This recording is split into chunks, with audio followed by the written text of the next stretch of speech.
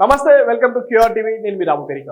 సహజంగా మనిషి బ్రతకాలంటే కావాల్సింది కూడు, నీడ, గుడ్డ. ఈ మూడు కావాల్సిన విషయం మనందరికీ తెలుసు. మరి దీనికి సంబంధించి మేము అధికారంలోకి రాగానే ప్రతి ఒక్కరికి నీడ కల్పిస్తాం, వాళ్ళకి కావాల్సినటువంటి భూమిని ఇస్తాం, ప్రతి పేద కుటుంబానికి ఎకరం పొలం ఇస్తాం అని చెప్పేసి రక్షణ సేనకి, తెలంగాణ రక్షణ సేనకు సంబంధించినటువంటి అధ్యక్షురాలు కల్వకుంట్ల కవిత చెప్తున్నటువంటి విషయం మనం నిన్న చూసాం. సో దానికి సంబంధించి ఒకసారి పూర్తి విషయాన్ని మనం పరిశీలిస్తే, మేము అధికారంలోకి వస్తే ప్రతి పేద కుటుంబానికి ఒక ఎకరం భూమి ఇస్తామంటున్నారు కల్వకుంట్ల కవిత. మరి గతంలో ఇదే విధంగా తెలంగాణ రాష్ట్రం ఏర్పడేటప్పుడు కానీ 2014 తర్వాత కావచ్చు, ఆ తర్వాత జరిగే ఎలక్షన్స్ లో కావచ్చు, కల్వకుంట్ల చంద్రశేఖరరావు కూడా మేము కూడా అధికారంలోకి రాగానే ప్రతి పేద కుటుంబానికి 3 ఎకరాల భూమి ఇస్తాం అని చెప్పేసి ఆ రోజు మాట్లాడారు. మరి అది ఎంతవరకు ఇచ్చిరు, ఏం చేసిరు, మరి అదే బాటలో కవిత కూడా నడుస్తుందా, లేదంటే ఖచ్చితంగా ఆమె ఒప్పుకున్నటువంటి ఆమె అధికారంలోకి వస్తే భూమి ఇస్తుంది అనే అంశం గురించి కూడా మనం చర్చిద్దాం. మరి 3 ఎకరాల భూమి అన్నారు. ఆ 3 ఎకరాల భూమిలో ఎవరికి ఇచ్చిరు ఏంటి అంటే, వాస్తవానికి కొన్ని గ్రామాల్లో ఇచ్చిరు, కొంతమందికి ఇవ్వలేదు. అండ్ ఇక్కడ మన కవిత విషయానికి వస్తే, భూలక్ష్మి పథకం కింద పేదలకు ఎకరం చొప్పున ఇస్తామని కవిత. రేవంత్ రెడ్డికి భూమి అంటే కేవలం వ్యాపారం, లావాదేవీ లేదని విమర్శ. రాష్ట్రంలో రేవంత్ భట్టి విక్రమార్క కుటుంబ సభ్యుల దోపిడీ సాగుతుందని ఆరోపణ. తెలంగాణ రక్షణ సేన అధ్యక్షురాలు కల్వకుంట్ల కవిత సంచలన ప్రకటన చేశారు. తమ పార్టీ అధికారంలోకి వస్తే భూలక్ష్మి పథకం కింద భూమి లేని పేదలకు ఎకరం చొప్పున ఇస్తామని ప్రకటించారు. ముఖ్యమంత్రి రేవంత్ రెడ్డికి భూమి అంటే కేవలం ఒక లావాదేవీగానే చూస్తారని చెప్పి మనం అంటుంది. ఇక్కడ ప్రతి పేద బీసీ ఎస్సీ మహిళలకు భూమి, అడవి అంటే ప్రపంచం అని పేర్కొన్నారు. రైట్, ఇక్కడ మనం చూడొచ్చు, ప్రపంచంలో తెలంగాణ రాష్ట్రంలో, మరీ ముఖ్యంగా తెలంగాణ రాష్ట్రంలో నివసిస్తున్నటువంటి ప్రతి ఒక్క బీసీ ఎస్సీ పేద మహిళలకు భూమి ఇవ్వాలని చెప్పేసి కల్వకుంట్ల కవిత నిన్న మాట్లాడేటువంటి సందర్భం మనం చూసాం. ఒకసారి క్లియర్ గా ఆమె మాటలోనే మనం విందాం ఏం చెప్పింది ఏంటి అనే దాని గురించి. భూమి అంటే ఆయనకు ఒక ట్రాన్సాక్షన్ కావచ్చు, కానీ నా పేద బీసీ ఇంటి ఆడబిడ్డకు భూమి అంటే ఒక ఇమోషన్.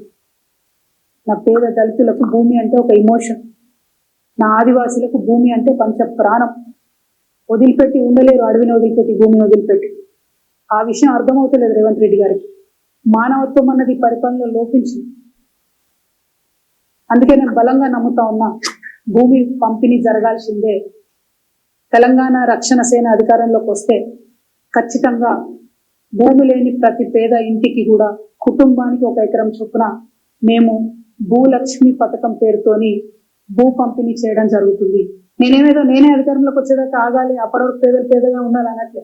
కాంగ్రెస్ ప్రభుత్వం భూ పంపిణీ కార్యక్రమం మొదలు పెడితే మొదటి వరుసలో నిలబడి మేమే పంపిణీ చేస్తాం. ఒక ఎకరం లేనటువంటి పేదల గురించి వాళ్ళు నేను అప్పీల్ చేస్తా ఉన్నా, వాళ్ళ గురించి మాట్లాడుతా ఉన్నా. సామాజిక న్యాయ సాధన జరగాలంటే ముందు భూమి ఉండాల్సిందే. ఒక గ్రామంలో పరిస్థితి ఇమాజిన్ చేసుకోండి. భూమి లేనివాడికి ఎంతో విలువ ఉంటుంది, భూమి ఉన్నవాడికి ఎంతో విలువ ఉంటుంది. పిల్లలు రైట్, మనం కల్వకుంట్ల కవిత గారు చెప్తున్నటువంటి విషయాన్ని మనం చూస్తున్నాం. ఒక గ్రామంలో నివసించాలంటే భూమి ఉన్నోడికి భూమి లేనోడికి ఎంత తేడా ఉంటుంది, భూమి ఉన్నోడికి పిల్లని ఇస్తారా అని చెప్పేసి ఒక సంబంధాన్ని పోయినా భూమి ఎంత ఉంది, పొలం ఎంత ఉందని అడుగుతారని చెప్పేసి మాట్లాడుతుంది. అంతా బాగానే ఉంది. రైట్, మీరు అన్నదానికి మేము బరాబర్ ఒప్పుకుంటాం. రేవంత్ రెడ్డికి భట్టి విక్రమార్కకి ఇది ఒక వ్యాపారం మాత్రం, భూమి అంటే ఒక వ్యాపారం మాత్రమే. మరి వాటెవర్, మీరు 10 ఏళ్ళ అధికారంలో ఉన్నారు. గత ప్రభుత్వంలో మీరున్నప్పుడు 10 ఏళ్ళ అధికారంలో ఉన్నారు. మరి ప్రతి పేద కుటుంబానికి 3 ఎకరాల భూమి ఇస్తా అని చెప్పేసి ఆ రోజు తెలంగాణ మాజీ ముఖ్యమంత్రి కేసీఆర్ మాట్లాడినప్పుడు, మరి మా భూమి ఎంతవరకు పంపిణీ చేసిరు, మన పేద ప్రజలకు భూమి ఎందుకు ఇవ్వలేదు అని చెప్పేసి మీరు ఆ రోజు మాట్లాడిరా? ఆ రోజు మీరు అధికారంలో ఉన్నప్పుడు ఇస్తాన భూమి మీరు ఇచ్చిర్రా? ఈ రోజు ప్రతిపక్షానికి రాగానో, ఆ పార్టీ నుంచి బయటికి రాగానో, ఇంకో పార్టీ మీద విమర్శ చేయడం తప్పితే, మీరు ఆ రోజు ఇదే బీఆర్ఎస్ లో ఉన్నప్పుడు మీరు ఇదే మాట్లాడి ఉంటే బాగుంటుందని చెప్పేసి తెలంగాణ ప్రజలు అనుకుంటున్నటువంటి అంశం.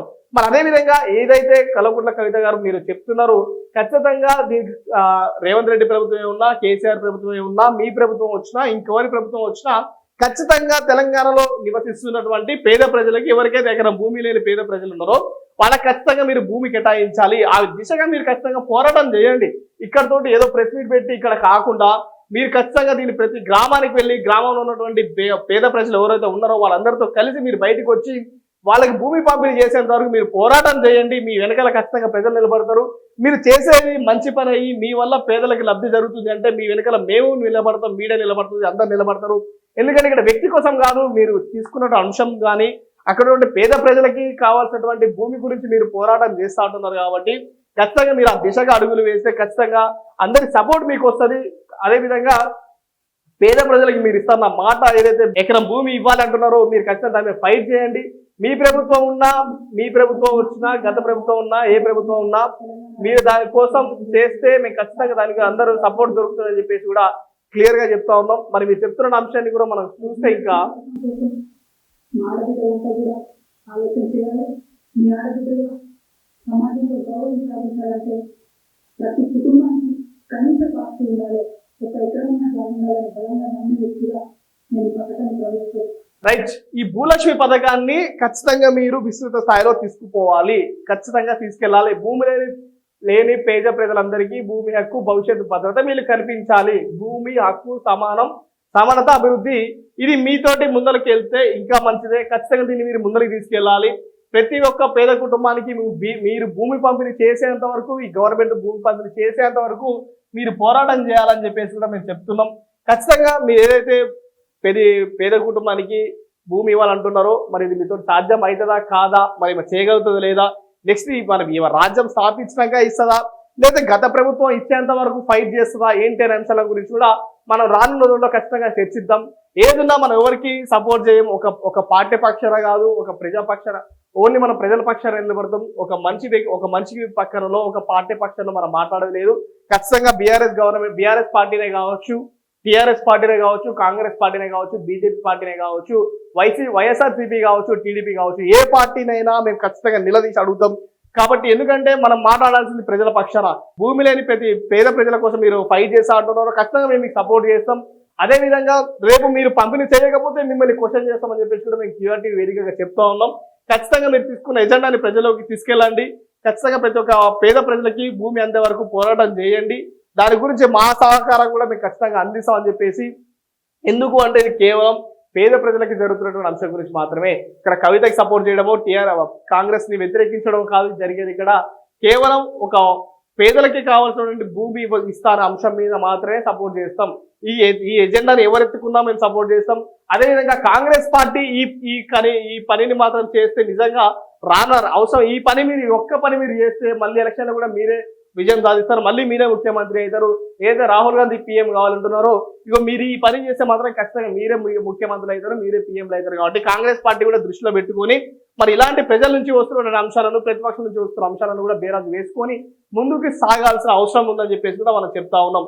సో కాబట్టి ఖచ్చితంగా మనం నిజం పక్షాన్ని నిలబడతాం క్యూఆర్ టీవీ. కాబట్టి ఖచ్చితంగా అందరినీ సబ్స్క్రైబ్ చేయండి, సపోర్ట్ చేయండి. Thank you.